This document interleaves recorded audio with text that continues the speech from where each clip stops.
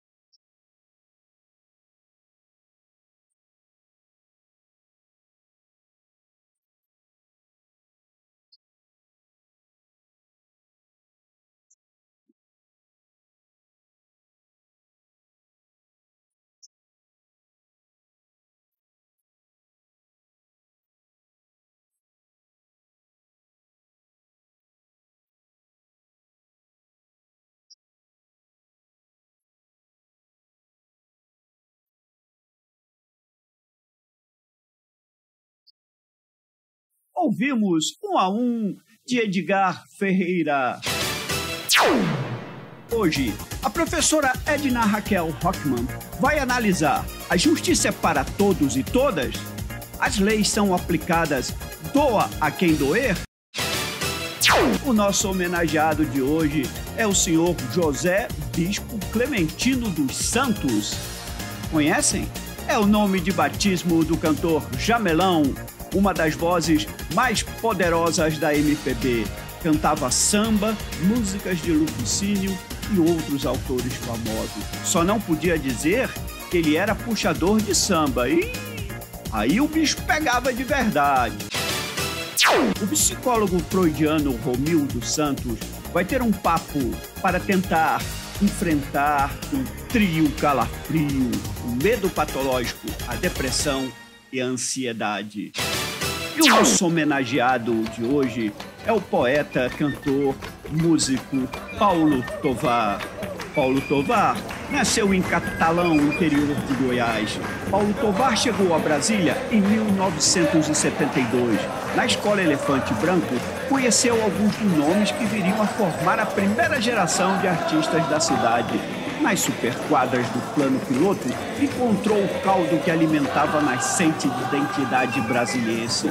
Inspirado pelo movimento Geração Mimeógrafo, foi poeta, andarilho e deu início à sua jornada artística nos anos 1980, no concerto Cabeças, que acontecia na 311 Sul.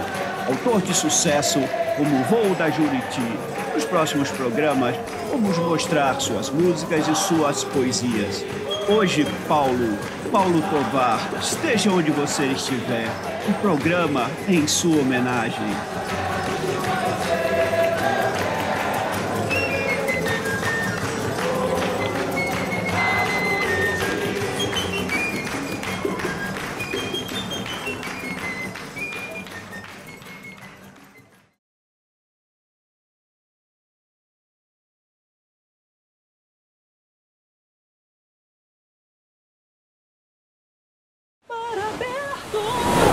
Profundo e forte.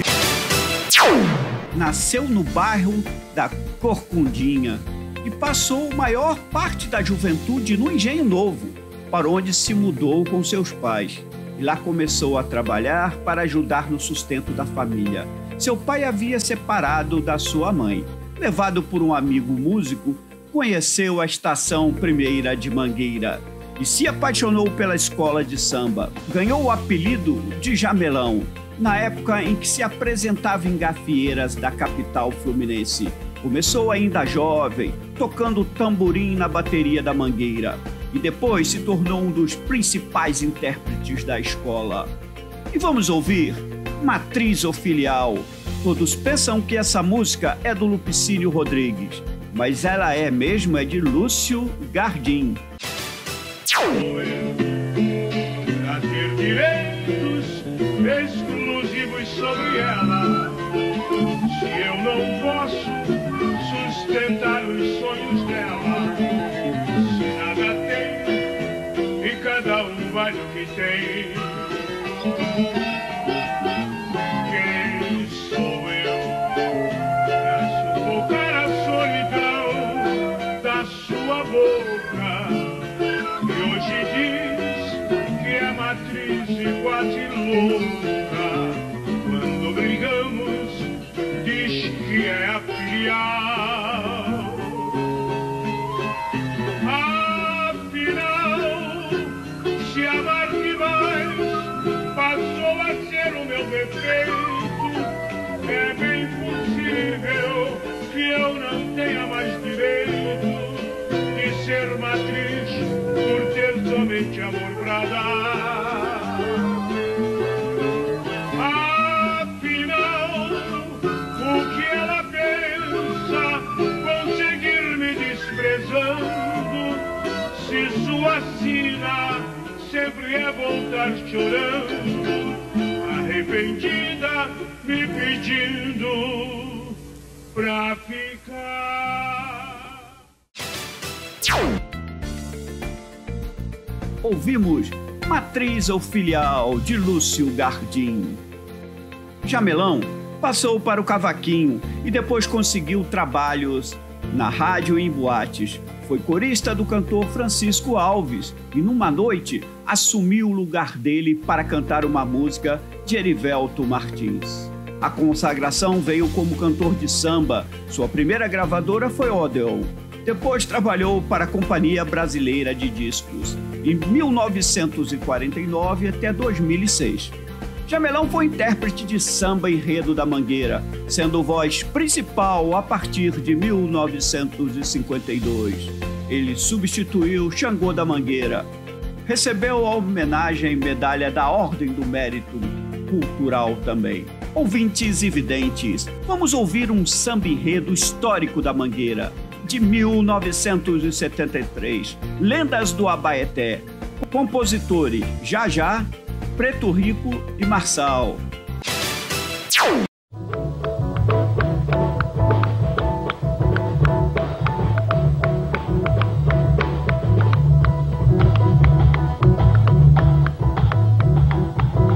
Yaya mandou ir à Bahia, do Abaeté, para ver sua magia, sua lagoa, sua história sobrenatural, que a Mangueira traz pra esse carnaval.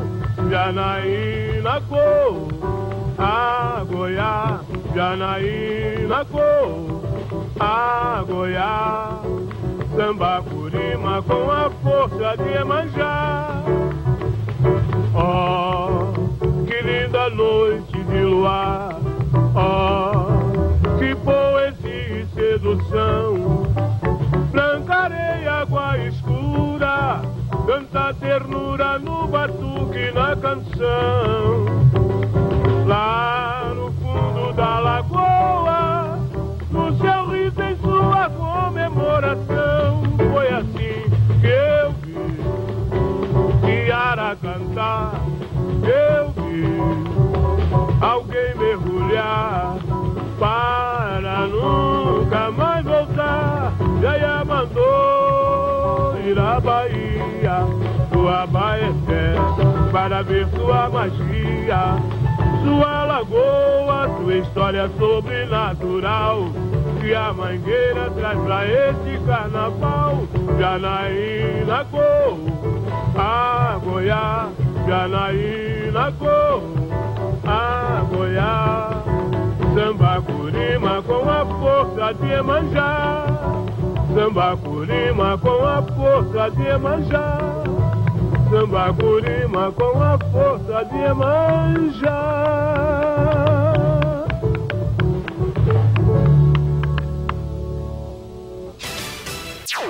Ouvimos Lendas do Abaeté, compositores Jajá, Preto Rico e Marçal, samba histórico da Mangueira de 1973. O apelido Jamelão, árvore de fruto escuro e doce, que prova que o humor do sambista foi piorando com o passar do tempo. Surgiu por acaso, na época em que o vigoroso quarto zagueiro do Piedade Futebol Clube era o principal responsável pela defesa menos vazada dos campeonatos de várzea de São Cristóvão. Toda noite, depois dos jogos, o time se reunia num restaurante para beber e comer. Alguém avisou o gerente da casa que o zagueiro do Piedade adorava cantar no vestiário e tinha uma voz imbatível. E este foi anunciado no microfone pelo próprio gerente como Jamelão. Vamos ouvir Exaltação à Mangueira, de Enéas Brites da Silva, Aloísio Augusto da Costa, acompanhado pela velha guarda da Mangueira. O tempo até parece eternidade. Não há no mundo nada igual. A luz que vem do céu no sol nascente traduz a luz que vem da nossa gente. Quase oração, sina e sinal, Mangueira é o mundo mais real, misto de vida e sobrenatural. Mangueira é nascente, semente, madeira e raiz. O fato de ser mangueirense me deixa feliz. Com vocês, velha guarda da Mangueira, guardiã de todos os sambas, patrimônio cultural do Brasil.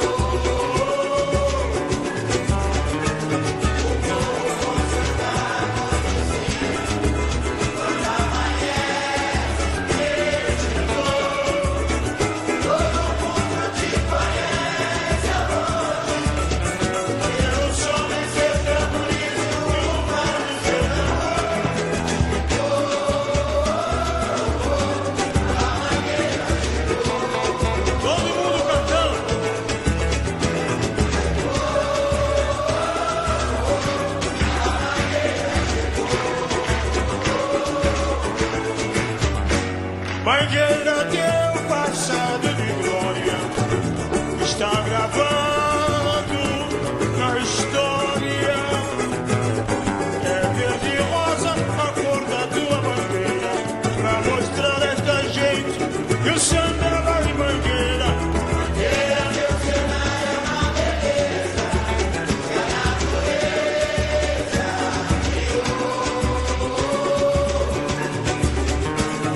vou conservar o anjinho, quando amanhece vencedor. Todo mundo te conheça hoje, pelo som de seu tamborim, culpado senador.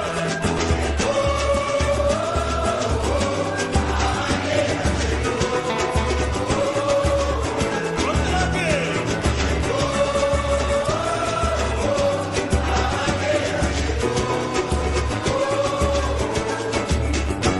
Mangueira teu passado de glória está gravado na história. É verde e rosa a cor da tua bandeira, pra mostrar a esta gente que o samba vai Mangueira. Mangueira teu cenário é uma beleza, e a natureza vou conservar a condição. Quando amanhece vencedor, todo mundo te conheça hoje, pelo som de seu tamborim, culpado senador. Outra vez.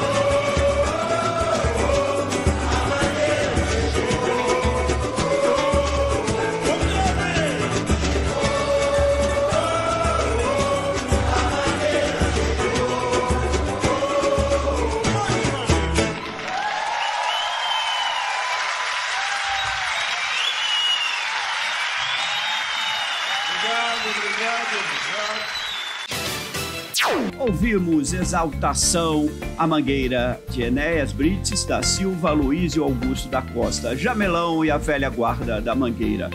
Jamelão, que nunca precisou estudar canto, impressionou os americanos ao ir de grave ao agudo com a mesma potência e suavidade.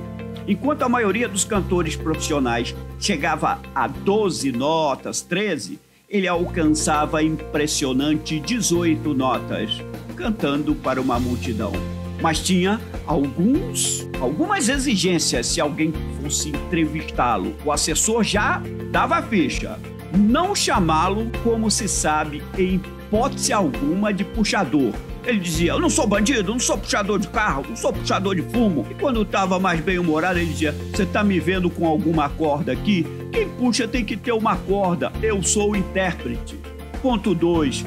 Não se referir a ele como intérprete de canções de dor de cotovelo. Ele falava: não sou corno. 3. Não perguntar a razão dos elásticos. Ele respondia: não é da sua conta. Não chamá-lo de lenda da Mangueira. Ele dizia: eu odeio puxa-saco. E não podia, de jeito nenhum, o quinto. O quinto era: não, no caso das repórteres, não podia beijar o Jamelão no rosto de jeito nenhum. Ele não se dobrava à mídia, era direto e decidido. O elástico, aí sim diz uma lenda, que era para colocar o dinheiro do cachê, que ele gostava de receber ao vivo. Por isso, quando respondia era assim: é para colocar o dinheiro do cachê que eu vou receber hoje. Não se consegue falar de Jamelão sem falar de Mangueira, samba e carnaval.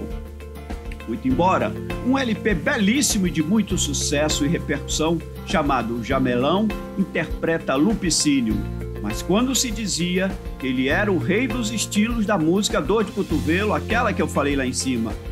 Dor de cotovelo é chamada fossa, que era aquelas músicas, sim, ouvintes e videntes, fossa, o nome era fossa mesmo, que eram aquelas músicas tristes, de separação e outros desassossegos do amor. Ouvintes e videntes, vamos ouvir Atrás da Verde Rosa, Só Não Vai Quem Já Morreu. Foi um samba-enredo de 1994 da Mangueira. Bira do Ponto, Carlos Cenas Davi Correia e Paulinho. Me leva que eu vou, sonho meu, atrás da verde rosa, só não vai quem já morreu. Me leva que eu vou, sonho meu, atrás da verde rosa, só não vai quem já morreu.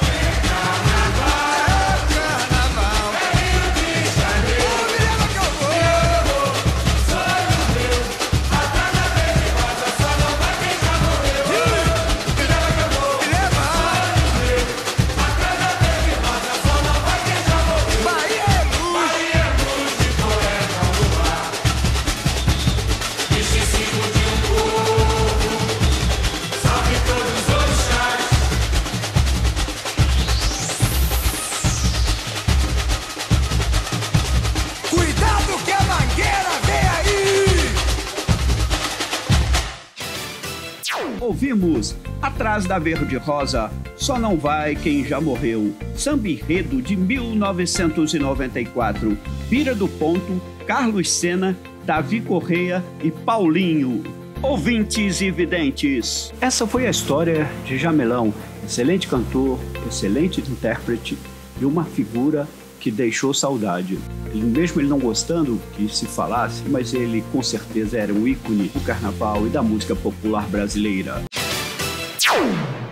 Direitos Humanos, o Som da Luz. Com ela, professora Edna Raquel Hockman. Mas não se pode falar da professora sem falar o currículo dela, não é verdade? Doutora em Direito com pós-doutorado em Direitos Humanos. Decana do Centro de Ciências Jurídicas da Universidade Federal do Estado do Rio de Janeiro. Professora permanente do curso de pós-graduação em Direito, mestrado. Professora do curso de Direito da Universidade do Grande Rio, Unigran Rio, coordenadora do Grupo de Pesquisa Direitos Humanos e Transformação Social, CNPq, membro da Law Society Association, membro da SPPC. Essa é a professora Edna Raquel Hockman e ela fala pra gente a coluna dela hoje.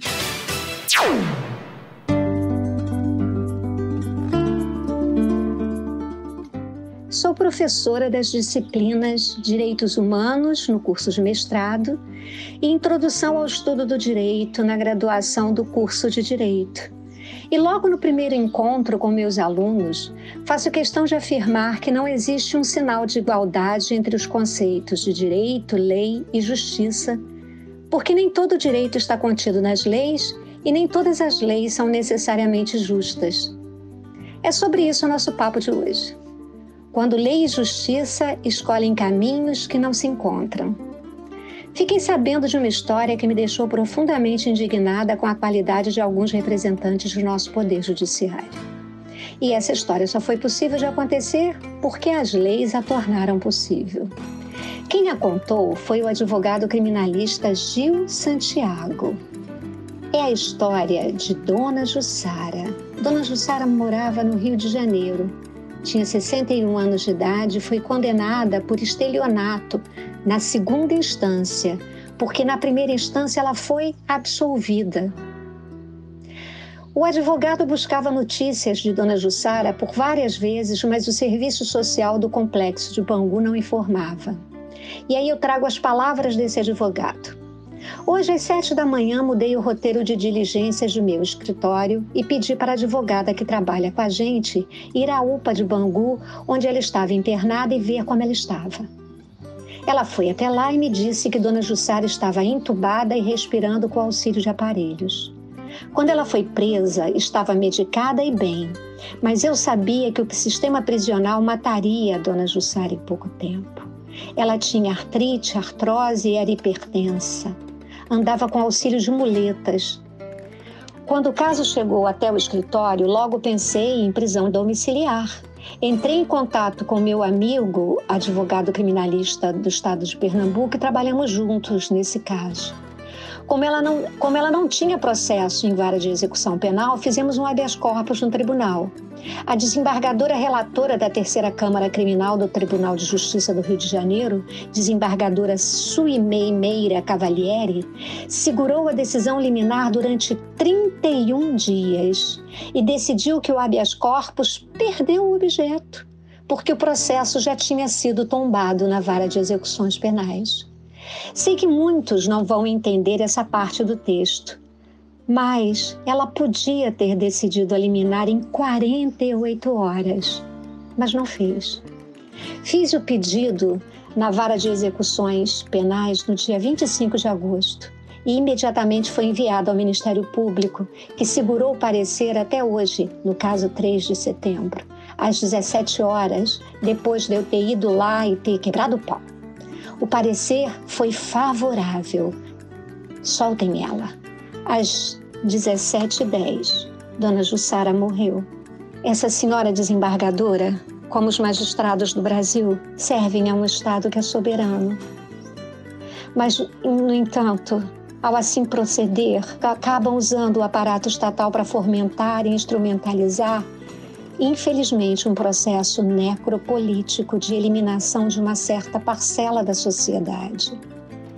Essa morte é uma morte política, é uma escolha, é um cálculo frio, maligno. O judiciário brasileiro é uma constante implicação entre poder, exclusão e morte. Perdão, dona Jussara, sua pena foi privação de liberdade e não eliminação da vida. Mas vamos ao outro lado da mesma moeda. Vocês todos devem ter ouvido falar de um dos principais aliados do atual presidente Jair Messias Bolsonaro. Aliás, de um aliado de primeira hora. Um senhor conhecido pela contundência de suas opiniões contrárias aos governos do PT. O então deputado federal Onyx Dornelles Lorenzoni, que assumiu um dos principais cargos do governo de Jair Bolsonaro, o de ministro da Cidadania. Conhecido por suas posições anticorrupção e como baluarte da defesa da moralidade e dos bons costumes, esse senhor Onyx, que andava de braços dados com o então juiz Sérgio Moro e o promotor Dallagnol na época da Lava Jato, acaba de se beneficiar de uma novidade legal criada e que se encaixou feito uma luva para resolver seus problemas. Vejam só.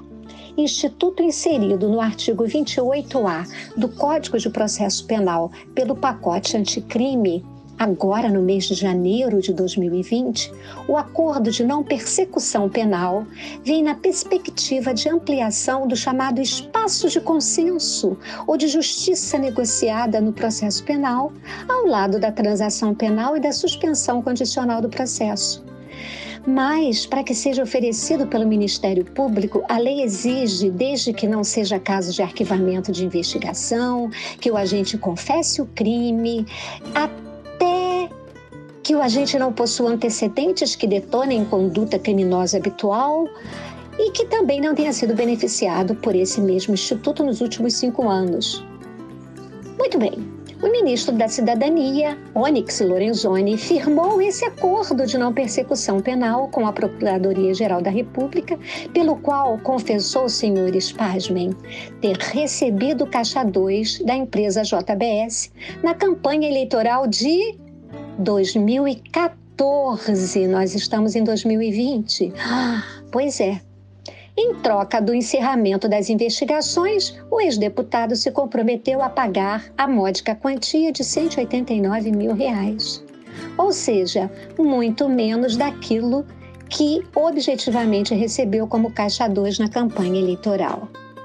Novo na legislação brasileira, o acordo de não persecução penal celebrado pela Procuradoria-Geral da República com o ministro da Cidadania abre caminho para que políticos investigados por Caixa 2 paguem multas mais altas, mas se livrem de processos judiciais, além de ficar com uma boa grana no bolso.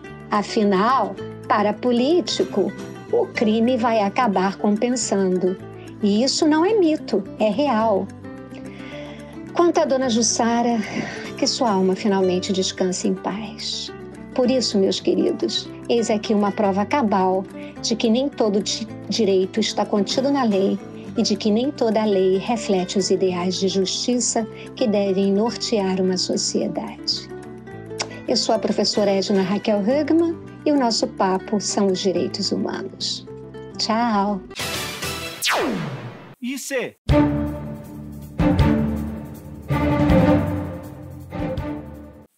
E se minha cabeça esquentar, esfriar, quiser de mais, quiser de menos, eu pensar muito, pensar pouco?